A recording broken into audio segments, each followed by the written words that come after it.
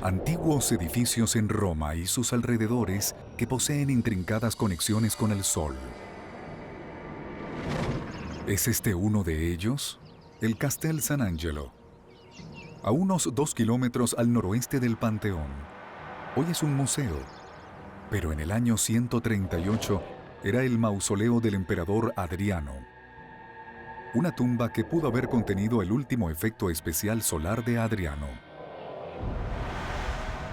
La tumba de Adriano probablemente tenía una estatua suya en una carroza alada por 4 caballos, como Apolo, quien tendría una carroza alando del sol a través del cielo. La propia estatua habría identificado a Adriano con el sol para siempre. ¿Pero acaso el emperador fue más allá? En vida, Adriano construyó el Panteón como un reloj de sol gigante y convirtió al sol en un reflector imperial.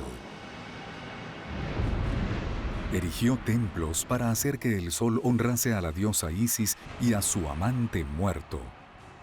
Preparándose para su propia muerte y su elevación a la divinidad completa, Adriano también diseñó su tumba como una trampa final para el sol. Cálculos recientes revelan una asombrosa alineación en el solsticio de verano. El laboratorio IDEA confirma que al observar desde los escalones del Panteón, la estatua del dios Sol de Adriano habría quedado dramáticamente perfilada por los rayos del sol poniente. Otro vínculo entre Adriano y el sol. El Panteón está orientado para mirar el mausoleo.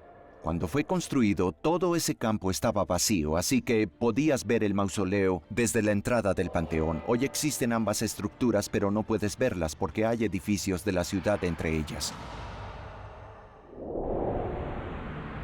Usando las ciencias de astronomía y arqueología y el poder de la realidad virtual, el misterio del Panteón finalmente ha sido resuelto.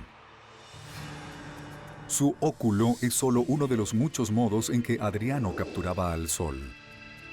Continuando una tradición que comenzó con el primer emperador de Roma, Augusto, y continuó con Nerón y su salón octogonal.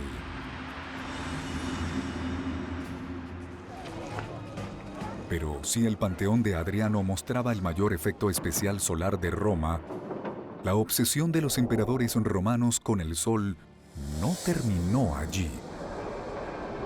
80 años después de la muerte de Adriano, un nuevo tipo de adoración solar llega a Roma desde las estrellas. Se decía que en algún momento del pasado un meteorito cayó en Siria. Obviamente era una señal de los dioses, o un dios en sí mismo. La roca, con forma de cono negro, fue adorada como representante del dios Sol. Increíblemente, en el año 218, luego de un golpe de estado, el poder del Estado romano fue entregado al sumo sacerdote del culto solar, un chico de 14 años llamado Heliogábalo. Heliogábalo decidió importar ese culto solar directo a Roma. Llevó la piedra a Roma y presentó al dios Sol como la deidad principal de toda la ciudad de Roma. El nuevo dios principal de Roma era Sol Invictus, el invencible Sol.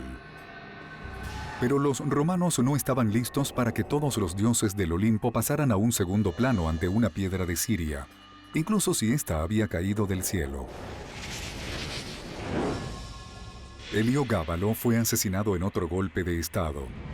Su meteorito sagrado fue devuelto a Siria. Entonces, casi 60 años después, la religión romana enfrentó una creciente competencia por parte del cristianismo. El emperador Aureliano trajo de vuelta a Sol Invictus, tal vez para contrarrestar al único dios de los cristianos. Y en ese punto, el dios romano Sol se convierte en el dios jefe del panteón romano. Pero el reinado del dios Sol fue corto.